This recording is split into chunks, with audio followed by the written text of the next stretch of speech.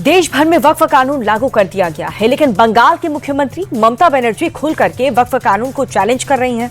ममता ने साफ साफ कह दिया कि बंगाल के मुसलमानों को डरने की जरूरत नहीं है, क्योंकि बंगाल में वो इसे लागू नहीं होने देंगी।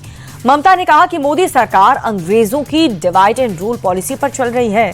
ये सब हिंदू मुस्लिम वोटों के पोलराइजेशन के लिए हो रहा है।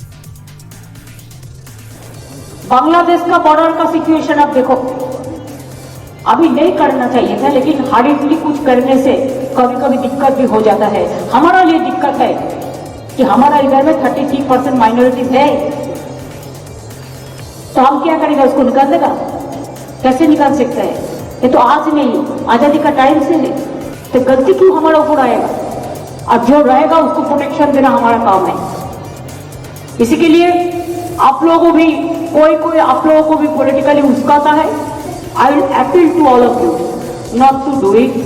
Please remember, when DD is here, DD will protect you and your property. Don't distrust. Let us trust each and everybody. Congress के नेता और लोकसभा में leader of opposition Rahul Gandhi ने वक्फ अमेंडमेंट एक्ट पर डायरेक्ट अटैक किया है। राहुल गांधी ने कहा कि वक्फ पर जो नया कानून बनाया गया वो संविधान विरोधी है और धार्मिक आजादी पर हमला है, और ये भी कहा कि वक्फ अमेंडमेंट एक्ट पूरी तरह असंवैधानिक है। कुछ दिन पहले बीजेपी ने लोकसभा में वक्फ बिल पास किया। वक्फ बिल फ्रीडम ऑफ रिलीजन पर आक्रमण है, कॉन्स्टिट्यूशन पर आक्रमण है। उसके एकदम बाद ऑर्गेनाइजर में लिखते हैं कि अब जो क्रिश्चियन कम्युनिटी है उनकी जमीन पर हम आक्रमण करने जा रहे हैं। राहुल के बयान पर बीजेपी नेता रविशंकर प्रसाद ने पलटवार किया। रविशंकर प्रसाद ने कहा कि जब सदन में वक्फ बिल पर चर्चा हो रही थी तब तो राहुल गांधी चुप बैठे थे, उन्होंने एक शब्द नहीं कहा। राहुल गांधी को बताना चाहिए कि वक्फ की जमीनों पर मुसलमानों के लिए क्या काम हुआ, और अगर अब वक्फ कानून के जरिए गरीब पसमानदा मुसलमानों को फायदा होने वाला है तो क्या राहुल गांधी को कोई दिक्कत है?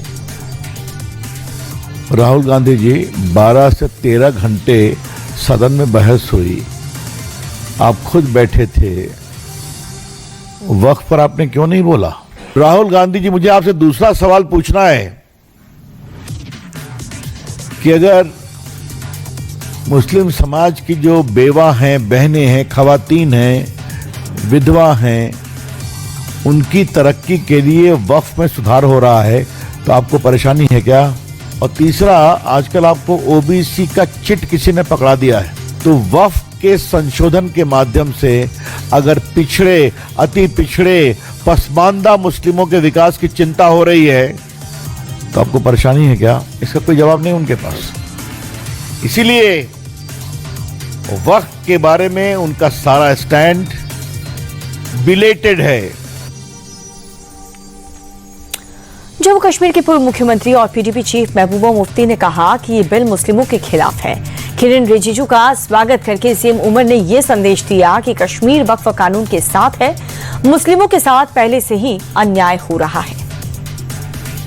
किरण रिजिजू जो यहाँ आए थे, उनका इस्तेकबाल करके उन्होंने पूरे मुल्क के मुसलमानों को ये पैगाम दिया कि जो आपके साथ इस वक्त पार्लियामेंट के अंदर हुआ, जो वक्फ में अमेंडमेंट लाया गया, उसके साथ यहाँ की सरकार है, उसके खिलाफ नहीं है। जिससे मैं समझती हूँ हमारे मुल्क के जो मुसलमान हैं उनकी हिम्मत ऑलरेडी जो टूट चुकी है, जो एलिनेटेड फील करते हैं, जो मुसीबत में फील करते हैं, मुझे लगता है उनके लिए ये बहुत ही बुरा पैगाम था जो यहाँ से चला गया। और असेंबली में हम ड्रामा देख रहे हैं कि रूलिंग पार्टी के लोग शोर मचाते हैं।